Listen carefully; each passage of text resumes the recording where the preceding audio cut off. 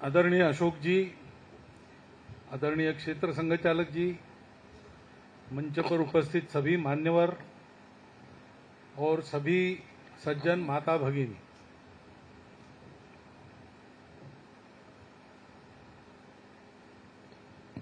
एक कार्यक्रम करना है तो औपचारिक रहना ही पड़ता है। थोड़ा बहुत मंच की एक रीति होती है, संबोधन की एक रीति होती है, परंतु वास्तव में मैं कोई बाहर से यहां आया ऐसी बात तो है नहीं। पहले भी आते रहा हूं और यहां बैठे सब लोगों का विकास भारती के विकास में योगदान है। किसी का प्रत्यक्ष है, किसी का दूर से है। अभी हमारी बैठक हुई, उस बैठक में कई प्रकार की चर्चा होती है। वो चर्चा में कई बातें सुनने को मिलती है। एक बात ऐसी सुनने को मिली कि 3 प्रकार से प्राणियों के जगत में बच्चों का पालन होता है।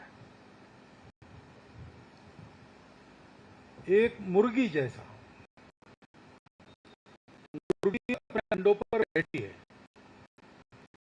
अपने स्पर्श से गर्मी देती है तो उससे बिजली निकलती है।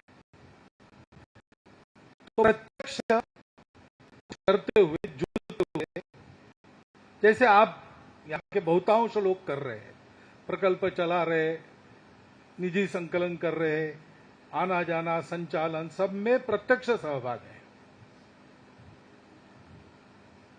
दूसरा होता है कि ऐसे बच्चों को जब रखा है, मछली पानी में अंडे देती है, उनका एक पुंज बनकर कहीं छुपा देती है या कहीं लटका देती है और वो पानी में घूमते रहती है, लेकिन बार बार आके उसको देख लेती है। तो दृष्टि से तो आप में से अनेक लोग ऐसे होंगे, ये काम होना चाहिए ऐसा लगता है। प्रत्यक्ष जाके अपना समय देके नहीं कर रहे, लेकिन बीच बीच में आते हैं, उत्साह बढ़ाते हैं, लगे हाथ कुछ मदद करनी है कर देते हैं। और कछुए के बच्चे कहीं अंडे वो किनारे पर रेत में छुपा के रखती है और वो कछुआ पानी में तैरता रहता है, लेकिन उसको याद रहती है हमेशा, और उस याद के कारण भी उन अंडों का विकास होता है। तो इसे स्पर्श से, दृष्टि से अथवा केवल स्मरण से बच्चों का विकास करने की रीति पुरानी है। इसे हमारा भी कल चलता है, उसके आप लोग तो प्रत्यक्ष स्पर्श से उसको बढ़ाने वाले लोग हैं। ऐसे भी लोग यहाँ कि जो बीच बीच में देखते हैं, और हमारे जैसे लोग भी हैं जो कभी कभार आते हैं। अभी पिछले बार मैं आया था, वो शायद 94 वगैरह ऐसा था, एक बार बीच में आया था लेकिन थोड़ी देर था। तो कई वर्ष हो गए, 12 वर्ष तो हो ही गए। एक तप ऐसा जिसको कहते हैं, 12 साल में आदमी पूरा बदल जाता है अंदर से, ऐसा जीव शास्त्र कहता है। एक एक उसकी कोशिका बदल जाती है, लेकिन आदमी बदल जाते हैं लेकिन उनके काम नहीं बदलते। तो घूमते घामते 12 साल में एक बार सब कुछ बदला है, फिर भी वही है। ऐसी स्थिति में देखने को आते हैं। तो अशोक जी ने कहा आपके आने से उत्साह मिलता है कि पता नहीं, लेकिन उतना ही हम कर सकते हैं तो करने में क्या हर्ज है। एक मुझे अब तक समझ में नहीं आई कहीं भी कि ऐसा 12 साल में एक बार आकर केवल स्मरण करते हैं। तो वास्तव में तो जो प्रत्यक्ष हाथ से काम कर रहे हैं, उनको यहां बैठ के बोलना चाहिए, हमको वहां बैठ के सुनना चाहिए। लेकिन कार्यक्रम की रीति ऐसी होती है कि ऐसे लोगों को यहां बैठकर उनसे बुलवाते हैं और करने वाले को सुनाते हैं। वास्तव में जैसे आपने कहा कि हमारे आने से उत्साह मिलता है, वैसे हमको भी आपको देखकर उत्साह मिलता है। कुछ दिन अभी कुछ दिन पहले बात हो रही थी, तो सब कैसा बिगड़ गया है, स्वार्थ की चिंता सब लोग करते हैं, ऐसा है वैसा, ऐसी चर्चा कर रही थी।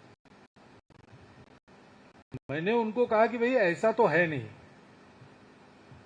अगर हम देखें तो जो अच्छा होता है वो जो खराब हो रहा है उससे 40 गुना ज्यादा है। हम देखते नहीं है। आप अपने चारों ओर आंखें खोल के देखो तो अपने पूरे समाज में छोटे छोटे अच्छे अच्छे काम कर रहे हैं, उनको प्रसिद्धि नहीं चाहिए, कुछ नहीं चाहिए, ऐसे इतने सारे लोग हैं, तो मन की निराशा तो भाग जाती है। अब जिनको मैं कह रहा था वो तो मेरे जैसे घूमने वाले नहीं है, उनको एक जगह जितना देखने को मिलता है उतना ही देखने को मिलता है। मेरा भाग्य है कि मुझे घूमने को मिलता है और मेरा घूमना फिरना यही सब देखने के लिए होता है। इसलिए मेरे मन में निराशा कभी नहीं आती। देश का क्या होगा ये शंका मन में नहीं आती। अच्छा होना चाहिए, हो सकता है, बहुत सारे लोग प्रयास कर रहे हैं, हम भी प्रयास करेंगे, ये भाव सदा बना रहता है। और इसका कारण क्या है? आप सब लोग काम कर रहे हैं, आज से नहीं 40 साल से कर रहे हैं। जैसा उस समय तय किया था वैसा ही काम कर रहे हैं। बीच में बहुत सारी बाधाएं आई, अनेक मोह आकर्षण भी उपस्थित हुए होंगे, लेकिन उसको न मानते हुए आपने जो संकल्प किया उस संकल्प को पूर्ण रूप से साकार करने के लिए आप अपनी शक्ति लगाते हो। इसी को कहते हैं तपस्या। ये तपस्या हम सब लोग कर रहे हैं, और जहां तपस्या है वहां उसका परिणाम निश्चित है। क्या हुआ कुछ भी व्यर्थ नहीं जाता, और किया हुआ कुछ भी व्यर्थ नहीं जाता। सोच समझ के जो किया हो वो तो रंग आता ही है। विकास भारती ऐसे नाम लेकर हम काम कर रहे हैं। विकास की बात कहते हैं, लेकिन विकास भारती कहने के बाद विकास की कल्पना स्पष्ट हो जाती है। भारत के तरीके से विकास, इसको सोचकर उसकी योजना बनाते हैं, जिसे भारत के तरीके से विकास है, एक साथ समग्र विकास। विकास में जिसका विकास होना है उसका जो मूल स्वरूप है वो तो कायम रहना चाहिए ना। मूल उसका स्वभाव है, उसको अवसर मिलना चाहिए। कभी कभी सर्कस आती है देखने के लिए, हम जाते हैं, शहरों में आती है, तंबू लगाकर उसमें उनके पास जानवर होते हैं, उनके खेल कराते हैं। तो उसमें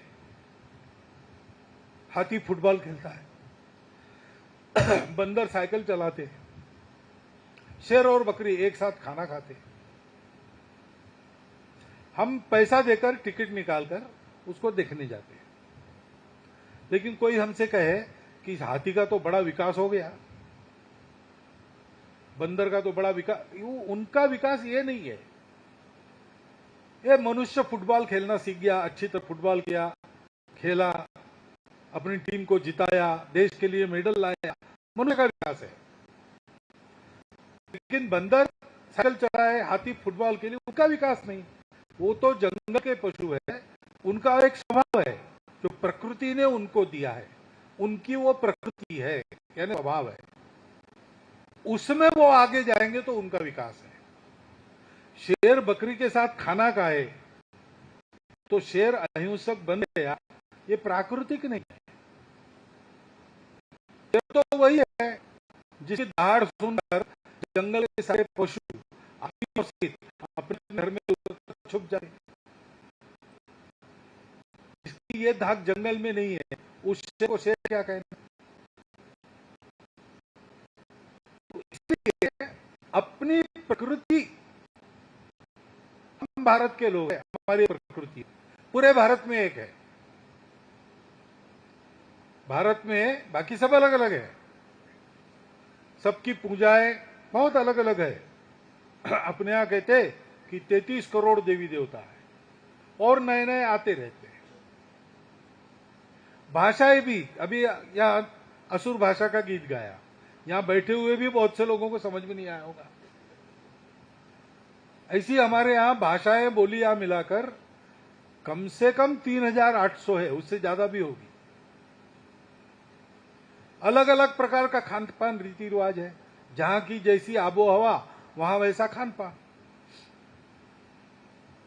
मनुष्य भी अलग स्वभाव के तो होते ही है, लेकिन ऐसा सारा होने के बाद भी हमारे देश में सबका मन एक प्रकार का है, जो बाकी देशों का नहीं है। उनकी अपनी प्रकृति है, उनका अपना स्वभाव है, वो उस प्रकार के, हमारा अपना स्वभाव है। जैसे हमारे यहां हम बाजार में जाएंगे और कुछ खरीदेंगे तो आज भी पैसे देते हैं, गिन के पैसा देते हैं, जितना लिया उसका पैसा देते हैं, जितना पैसा दिया उतना तोल के लेते हैं। ऐसा होने के बाद भी वो तोल के देने वाला थोड़ा सा ऊपर से देता है। अभी आम खरीदेंगे, 100 खरीदेंगे तो 5 ऊपर से मिलेंगे। सब्जी खरीदी, अब क्या होता है पता नहीं।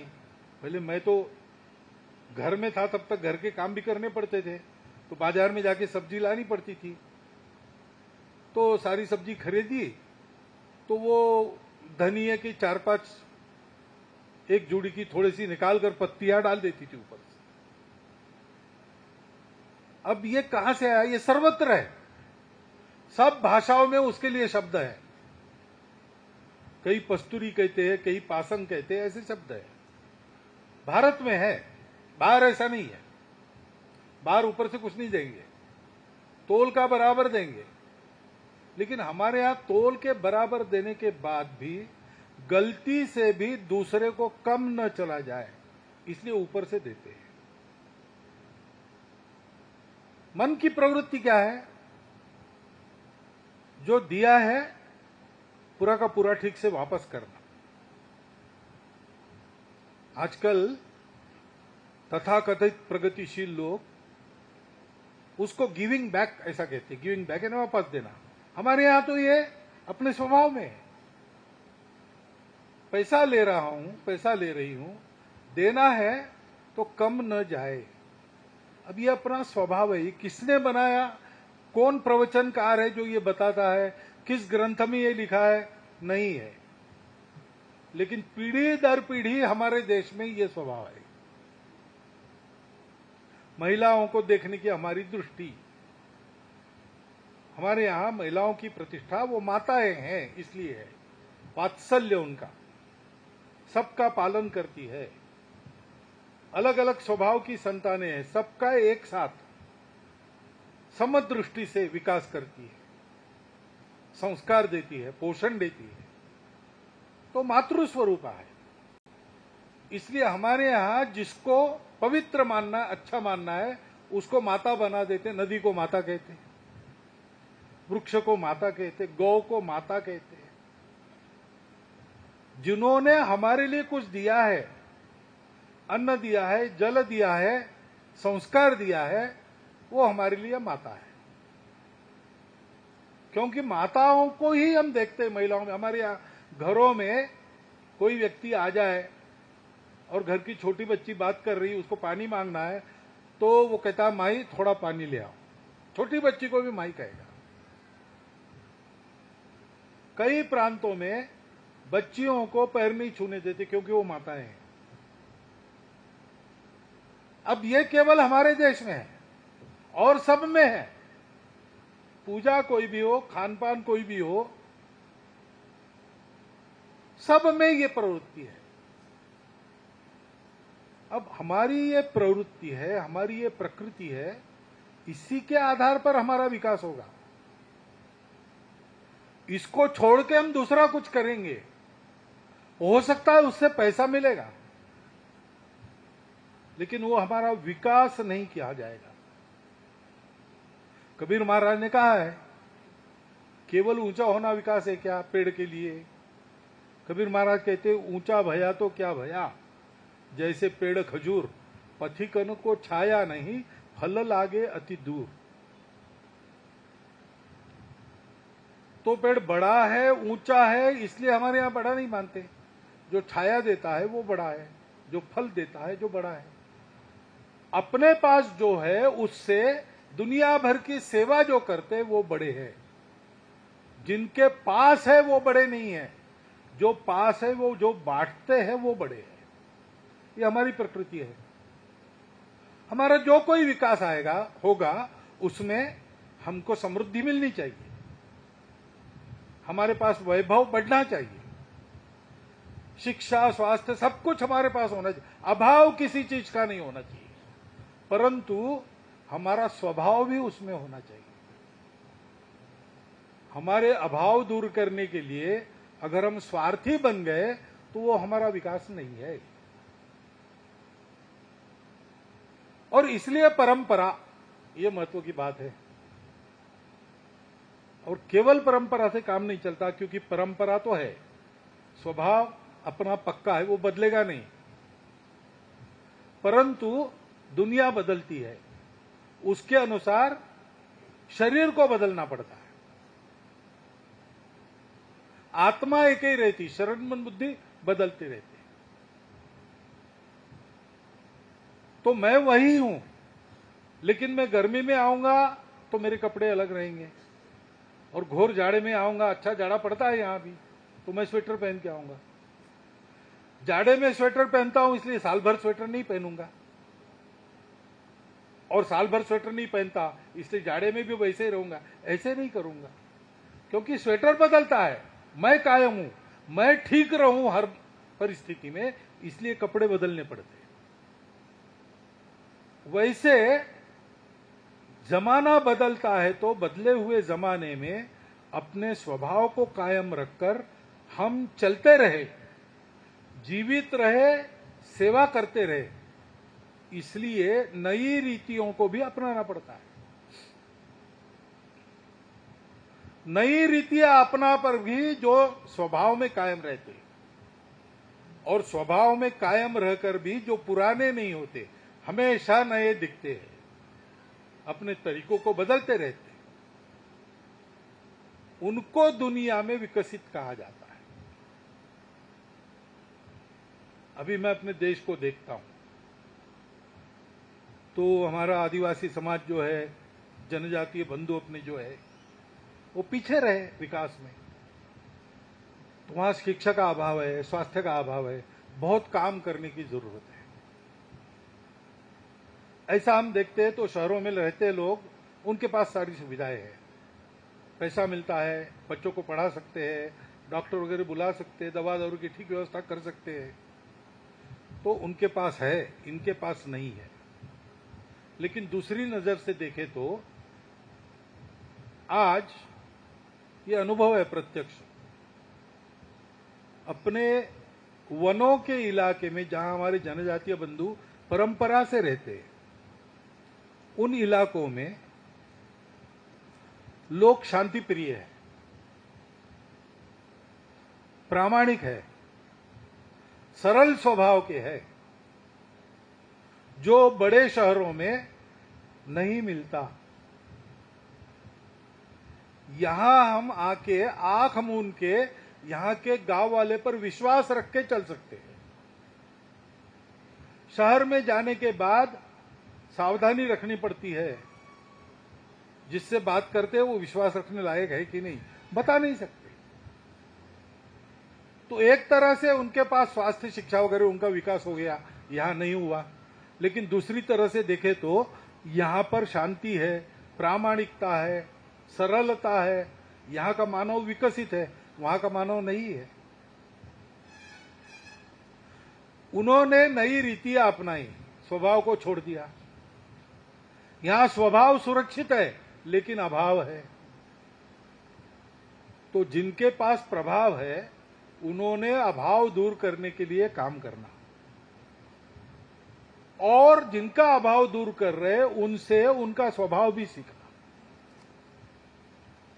ये जो हम विकास करते हैं ना, उसके लिए तपस्या कर रहे हैं। ये हम कोई उपकार नहीं करते, ये काम हम करते हैं तो हमारा भी उसमें विकास होता है। और मनुष्य का असली विकास तो वही है। मनुष्य अपने जो सहयोगी है, अपने जो सहजीवी लोग हैं, मनुष्य अकेला नहीं रहता कभी। मनुष्य फांसी चढ़ने से डरता नहीं है। हंसते हंसते फांसी चले जाते हैं बड़े बड़े देशभक्त लोग, मरने से नहीं डरता मनुष्य।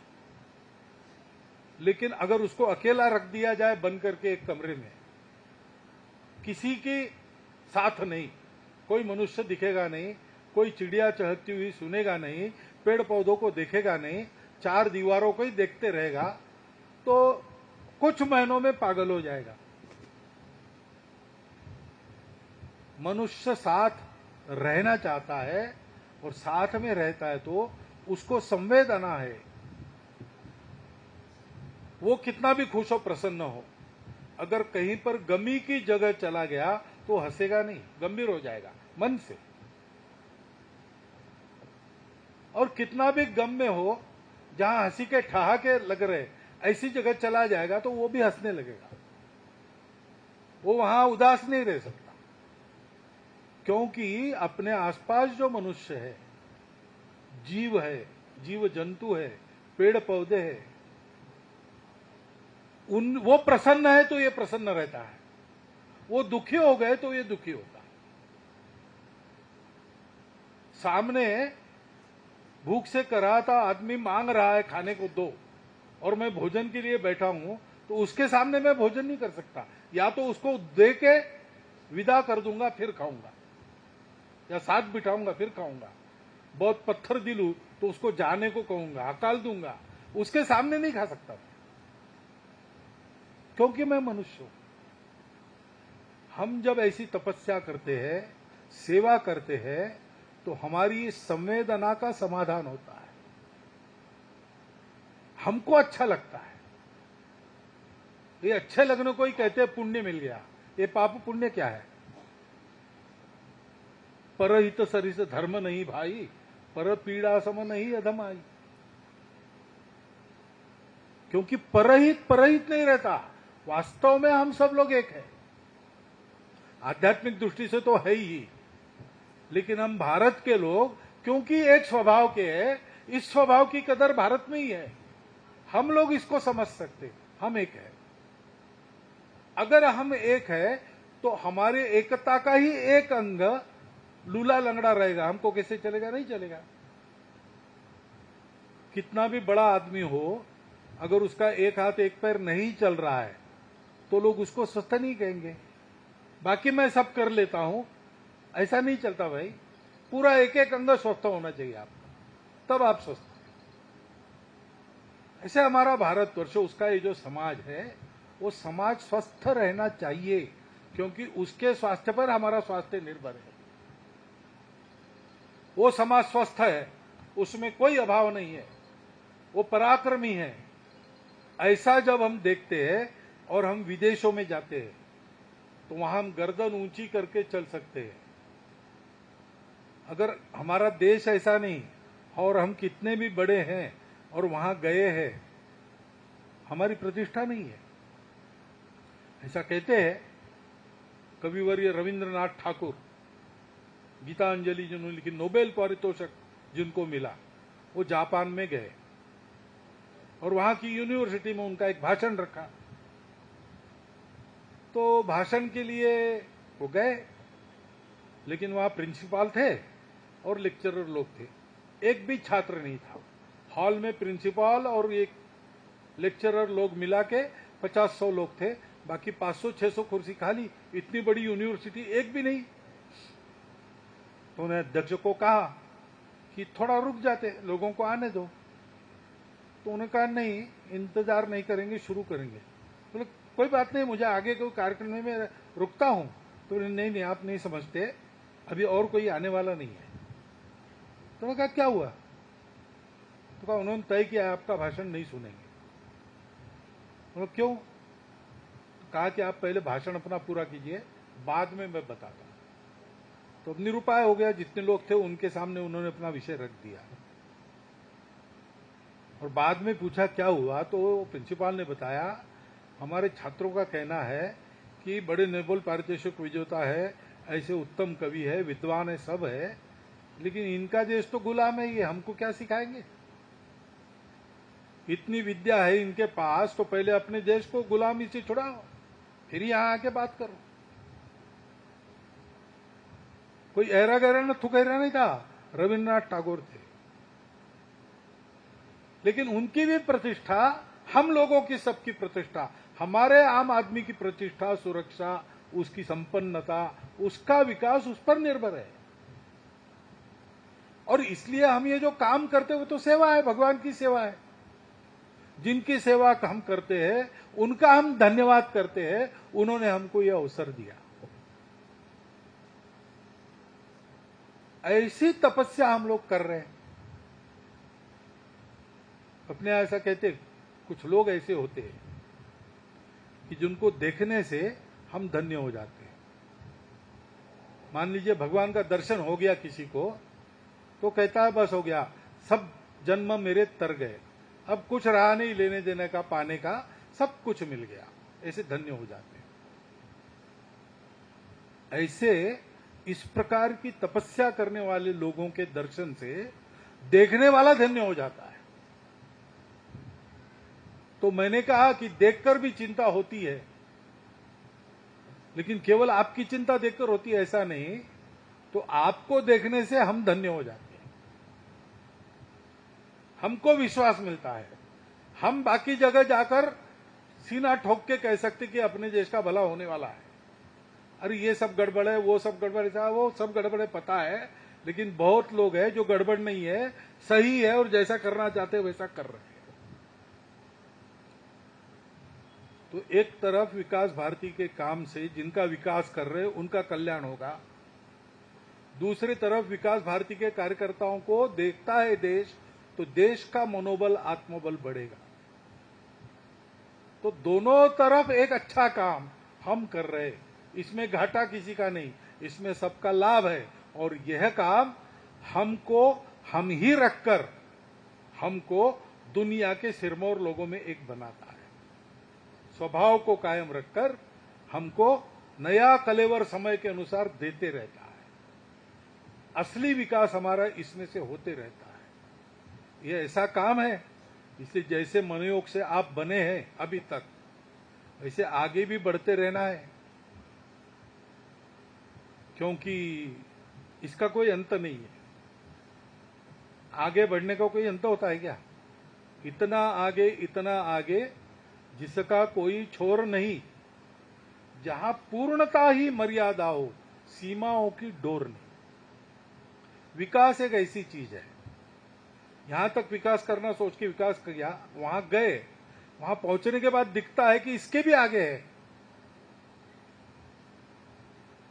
तो मनुष्य है लेकिन मानवता नहीं, इंसानियत नहीं है।